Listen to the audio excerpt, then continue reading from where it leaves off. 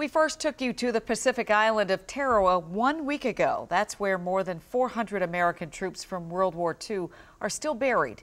Well, one of you saw our investigation and told us about a relative who's never been found on the island. Mike Valerio brings us this latest chapter in his groundbreaking Special Assignment Unit report, The Fallen and Forgotten. When he joined the Navy and went to World War II, he was engaged to be married. You know, he had a full life way ahead of him. DeWaun Neprud is still waiting for her great-uncle Henry to be found on Tarawa. It's been nearly 74 years since he was killed in the Pacific, and we first showed you that a private team, not the Pentagon, is leading the effort to unearth the Americans of Tarawa, who are still missing in action.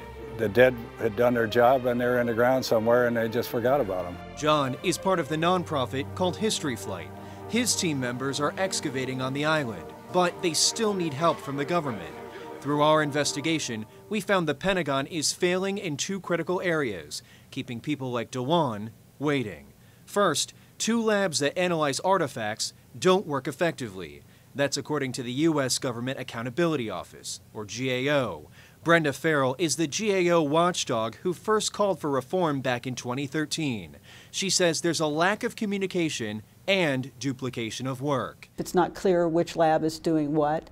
It also can be inefficient. It's why do you want 2 labs doing the same thing? On top of that, you would think there are files tracking each of the 73,000 Americans who are missing from World War II.